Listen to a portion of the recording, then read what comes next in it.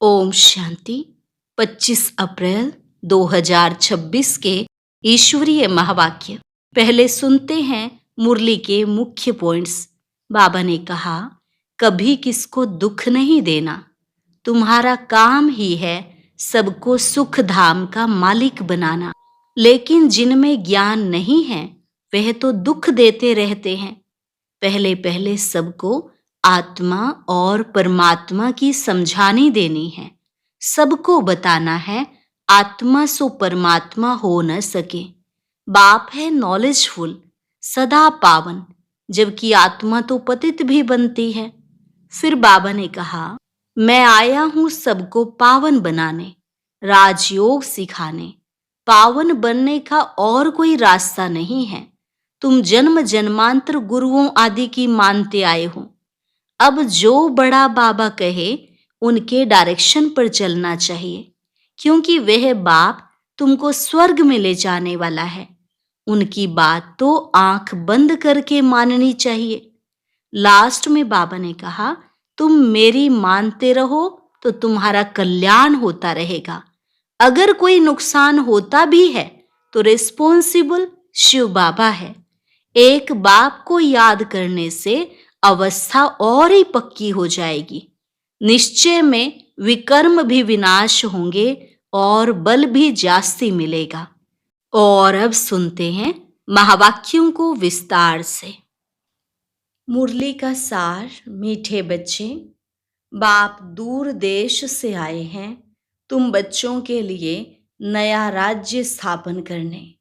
तुम अभी स्वर्ग के लायक बन रहे हो। प्रश्न, जिन बच्चों का शिव बाबा में अटूट निश्चय है उनकी निशानी क्या होगी? उत्तर, वह आंख बंद करके बाबा की श्रीमत पर चलेंगे। जो आज्ञा मिले, कभी ख्याल भी नहीं आएगा कि इसमें कुछ नुकसान न हो जाए, क्योंकि ऐसे निश्चय बुद्धि बच्चों का रिस्पॉन्सिबल बाप है। उन्हें निश्चय का बल मिल जाता है। अवस्था अडोल और अचल हो जाती है।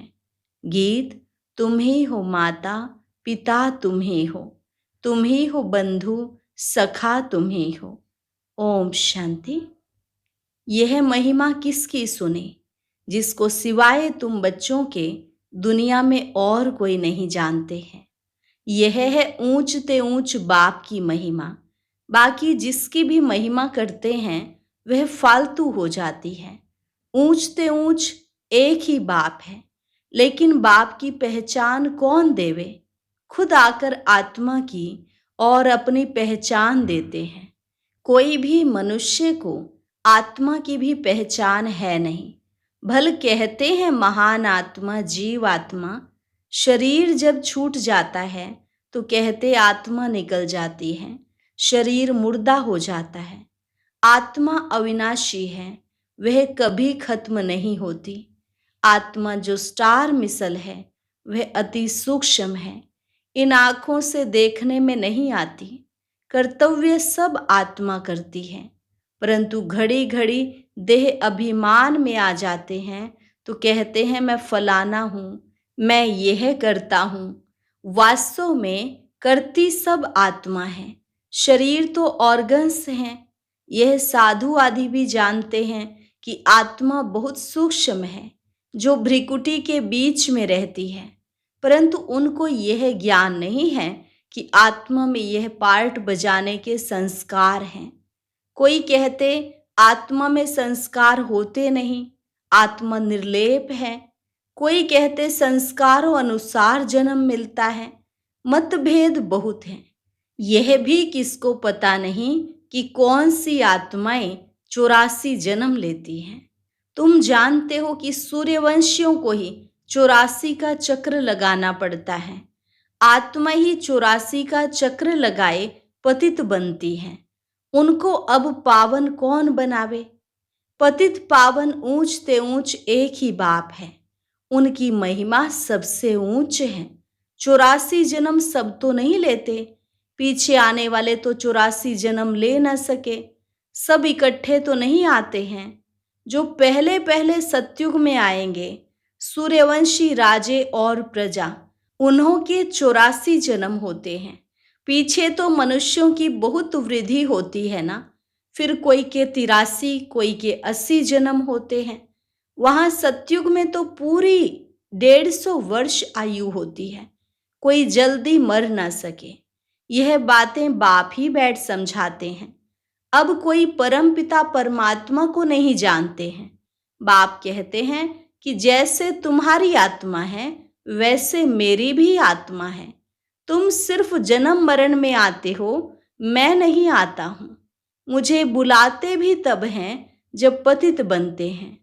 जब बहुत दुखी हो जाते हैं तब बुलाते हैं। इस समय तुम बच्चों को शिव बाबा पढ़ा रहे हैं। कोई पूछते हैं यह कैसे माने कि परमात्मा आते हैं, तो उन्हों को समझाना है कि सब पुकारते हैं, हे पतित पावन आओ। अब वह है निराकार, उनको अपना शरीर नहीं है। आना भी है पतित दुनिया में, पावन दुनिया में तो नहीं आएंगे। ऐसे समझाना चाहिए। यह भी समझाना है कि परमात्मा इतना छोटा है जैसे आत्मा छोटी है, परंतु वह है मनुष्य सृष्टि का बीज रूप, नॉलेजफुल। बाप कहते हैं कि तुम मुझे परम पिता परमात्मा कहते हो, पुकारते हो तो जरूर आएंगे ना। गायन भी है कि दूर देश का रहने वाला आया देश पर आए। अभी बाप द्वारा मालूम पड़ा है कि अभी हम पराये देश अथवा रावण के देश में हैं। सत्युग त्रेता में हम ईश्वरीय देश अर्थात अपने देश में थे। फिर द्वापर से लेकर हम पराये देश, पराये राज्य में आ जाते हैं, वाम मार्ग में आ जाते हैं। फिर भक्ति शुरू हो जाती है। पहले पहले शिव बाबा की भक्ति करने लग जाते हैं। वे लोग शिव का इतना बड़ा लिंग बनाते हैं, परंतु इतना बड़ा तो वह है नहीं। अभी तुमने समझा है कि आत्मा और परमात्मा में क्या फर्क है। वह नॉलेजफुल, सदा पावन, सुख का सागर, आनंद का सागर है। यह परम आत्मा की महिमा है ना। अब बुलाते हैं कि हे पतित पावन आओ। वह है परम पिता जो कल्प कल्प आते हैं। दूर देश के रहने वाले मुसाफिर को बुलाते हैं, उनकी महिमा गाते हैं। ब्रह्मा सरस्वती को तो बुलाते नहीं हैं, पुकारते हैं निराकार परमात्मा को। आत्मा बुलाती है कि दूर देश के रहने वाले अब आओ देश पर आए, क्योंकि सब पतित बन चुके हैं। मैं भी आऊंगा तब जब रावण राज्य खत्म होना होगा। मैं आता भी हूं संगम युगे, यह किसको भी पता नहीं है। कहते भी हैं कि वह परम आत्मा बिंदी है। आजकल फिर कहते आत्मा सो परमात्मा, परमात्मा सो आत्मा। आत्मा सो परमात्मा हो न सके। आत्मा परमात्मा दोनों अलग अलग हैं। रूप दोनों का एक जैसा है, परंतु आत्मा पतित बनती है। 84 जन्मों का पार्ट बजाना पड़ता है। परमात्मा जन्म मरण रहित है। अगर आत्मा सो परमात्मा कहते तो क्या सतो प्रधान परमात्मा तमो प्रधान में आते हैं? नहीं, यह तो हो न सके। बाप कहते हैं कि मैं आता हूं सर्व आत्माओं की सर्विस करने। मेरा जन्म भी नहीं कहा जाता। मैं आता ही हूं नरकवासियों को स्वर्गवासी बनाने। पराये देश में आए हैं अपना स्वर्ग स्थापन करने। बाप ही आकर हमको स्वर्ग का लायक बनाते हैं। यह भी समझाया है कि और आत्माओं का पार्ट अपना अपना है। परमात्मा जन्म मरण रहित है। आते भी जरूर हैं, तब तो शिवरात्रि मनाते हैं, लेकिन वह कब आए यह कोई नहीं जानते। ऐसे ही शिव जयंती मनाते आए हैं। जरूर संगम पर आए होंगे स्वर्ग स्थापन करने। पतितों को पावन बनाने जरूर संगम पर आएंगे ना। पावन सृष्टि है स्वर्ग। कहते हैं पतित पावन आओ, फिर जरूर पतित दुनिया के विनाश का समय होगा, तभी पावन दुनिया स्थापन करेंगे। युगे युगे तो नहीं आते। बाप कहते हैं मुझे संगम पर ही आकर पतित दुनिया को पावन बनाना है। यह पराया देश है, रावण का देश। परंतु यह कोई मनुष्य थोड़े ही जानते कि रावण का राज्य चल रहा है। कब से यह रावण राज्य शुरू हुआ, कुछ भी पता नहीं। पहली पहली मुख्य बात आत्मा और परमात्मा का राज समझाना है। फिर समझाना है कि वह कल्प के संगम युग पर आते हैं पावन बनाने। यह काम उनका ही है, ना कि श्री कृष्ण का। श्री कृष्ण तो खुद ही 84 जन्म ले नीचे उतरते हैं। सूर्यवंशी सब नीचे उतरते हैं। झाड़ आधा ताजा आधा पुराना थोड़े ही होगा। जड़ी भूत अवस्था सबकी होती है। कल्प की आयु का भी मनुष्यों को पता नहीं है। शास्त्रों में लंबी चौड़ी आयु दे दी है। यह बाप ही बैठ समझाते हैं। इसमें और प्रश्न उठ ना सके। रचता बाप सच ही बोलते हैं। हम इतने बीके हैं, सब मानते हैं तो जरूर है, तब तो मानते हैं। आगे चल जब निश्चय होगा तो समझ में भी आ जाएगा। पहले पहले मनुष्यों को यह समझाना है कि परम पिता परमात्मा निराकार दूर देश से आए हैं। परंतु किस शरीर में आए, सूक्ष्म वतन में आकर क्या करेंगे, जरूर यहाँ आना पड़े। प्रजापिता ब्रह्मा भी यहाँ चाहिए। ब्रह्मा कौन है, यह भी बाप बैठ समझाते हैं। जिसमें प्रवेश किया है वह अपने जन्मों को नहीं जानते थे, तो बच्चे भी नहीं जानते थे। बच्चे भी तब बनते जब मैं अडॉप्ट करता हूँ।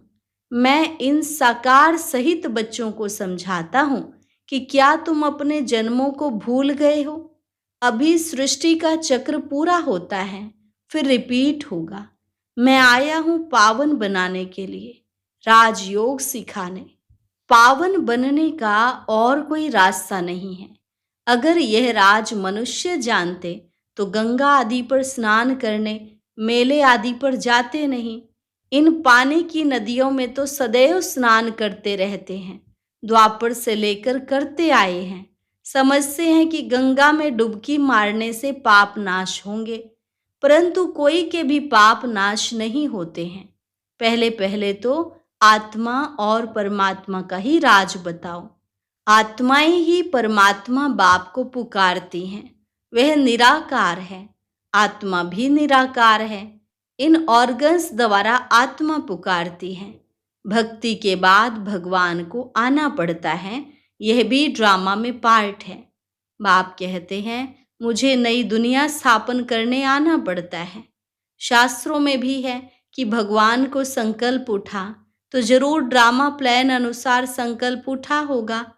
आगे इन बातों को थोड़े ही समझते थे, दिन प्रतिदिन समझते जाते हैं।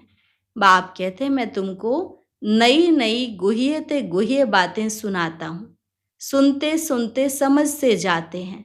आगे ऐसे नहीं कहते थे कि शिव बाबा पढ़ाते हैं। अब तो अच्छी रीति समझ गए हैं। और भी समझने का बहुत पड़ा है।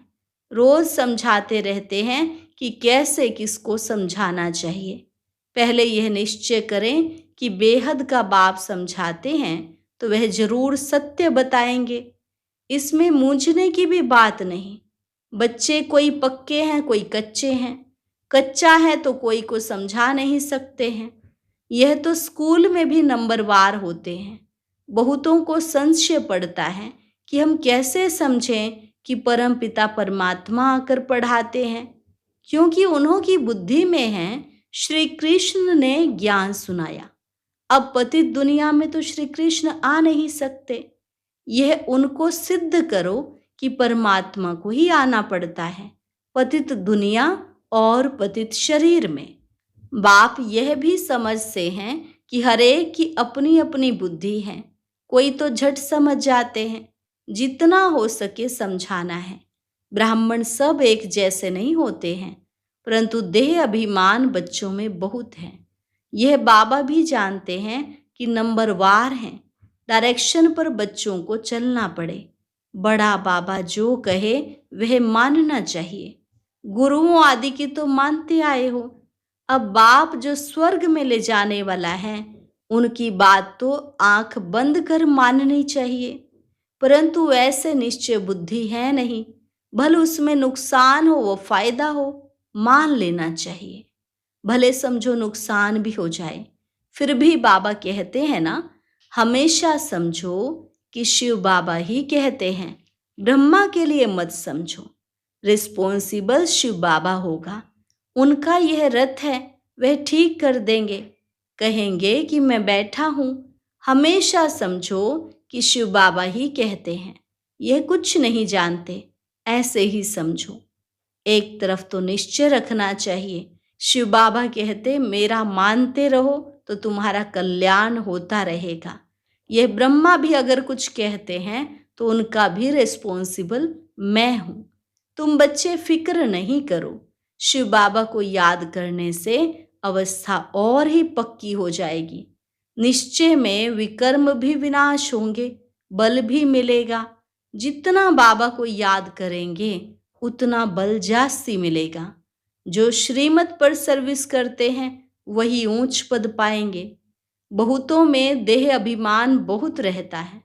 बाबा देखो सब बच्चों से कैसे प्यार से चलता है, सबसे बात करते रहते हैं। बच्चों से पूछते हैं कि ठीक बैठे हो, कोई तकलीफ तो नहीं है। लव होता है बच्चों के लिए। बेहद के बाप को बच्चों के लिए बहुत बहुत लव है। जो जितनी श्रीमत पर सर्विस करते हैं उस अनुसार लव रहता है। सर्विस में ही फायदा है, सर्विस में हड्डियां देनी है। कोई भी काम करते रहेंगे तो वह फिर दिल पर भी रहते हैं कि यह बच्चा फर्स्ट क्लास है। परंतु चलते चलते किसी पर ग्रहचारी भी बैठती है। माया का सामना होता है ना, ग्रहचारी के कारण फिर ज्ञान उठा नहीं सकते। कई तो फिर कर्मणा सेवा अथक होकर करते हैं। तुम्हारा काम है सबको सुख धाम का मालिक बनाना, किसको दुख नहीं देना। ज्ञान नहीं है तो फिर दुख देते हैं, फिर कितना भी समझाओ तो समझते नहीं। पहले पहले समझानी देनी है आत्मा और परमात्मा की। कैसे आत्मा में 84 जन्मों का पार्ट भरा हुआ है, जो अविनाशी पार्ट है, कभी बदलने का नहीं है। ड्रामा में नूंधा हुआ है, यह निश्चय वाला कभी हिलेगा नहीं। बहुत हिल जाते हैं। पिछाड़ी में जब भंबोर को आग लगेगी तब अचल बन जाएंगे। अभी तो बहुत युक्ति से समझाना है। अच्छे अच्छे बच्चे तो सर्विस पर रहते हैं, दिल पर चढ़े रहते हैं, बहुत तीखे जाते रहते हैं, बहुत मेहनत करते हैं। उनको सर्विस का बहुत शौक रहता है। जिनमें जो गुण हैं वह बाबा वर्णन करते हैं।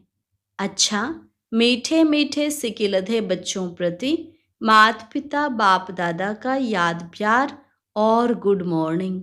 रूहानी बाप की रूहानी बच्चों को नमस्ते। रूहानी बच्चों की रूहानी बाप दादा को नमस्ते नमस्ते, गुड मॉर्निंग। शुक्रिया बाबा, शुक्रिया। धारणा के लिए मुख्य सार, सर्विस में हड्डियां देनी है। किसी भी बात में संशय नहीं उठाना है। सबको सर्विस से सुख देना है, दुख नहीं। निश्चय के बल से अपनी अवस्था को अडोल बनाना है। जो श्रीमत मिलती है उसमें कल्याण समाया हुआ है, क्योंकि रिस्पॉन्सिबल बाप है, इसलिए फिक्र नहीं करना है। वरदान, योग युक्त स्थिति द्वारा सूक्ष्म व कड़े बंधनों को क्रॉस करने वाले बंधन मुक्त भव। योग युक्त स्थिति द्वारा सूक्ष्म व कड़े बंधनों को क्रॉस करने वाले बंधन मुक्त भव। योग युक्त की निशानी है बंधन मुक्त।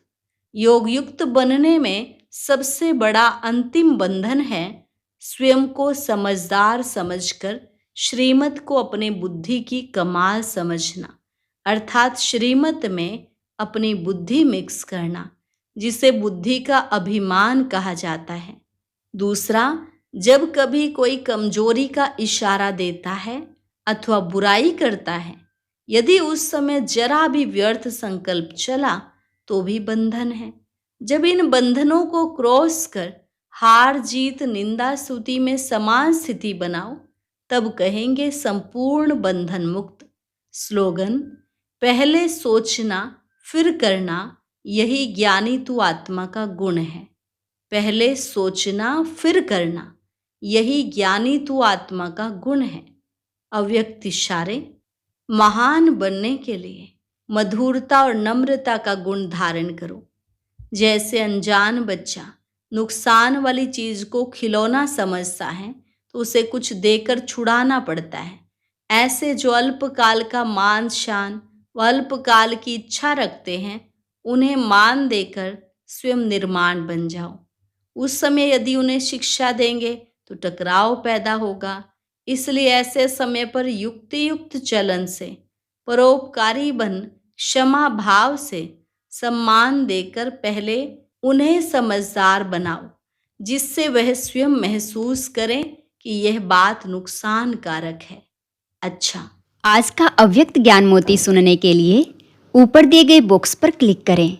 अगर बॉक्स दिखाई नहीं दे रहा है तो ऊपर जो कॉर्नर में शो लिखा हुआ है उस पर क्लिक करें।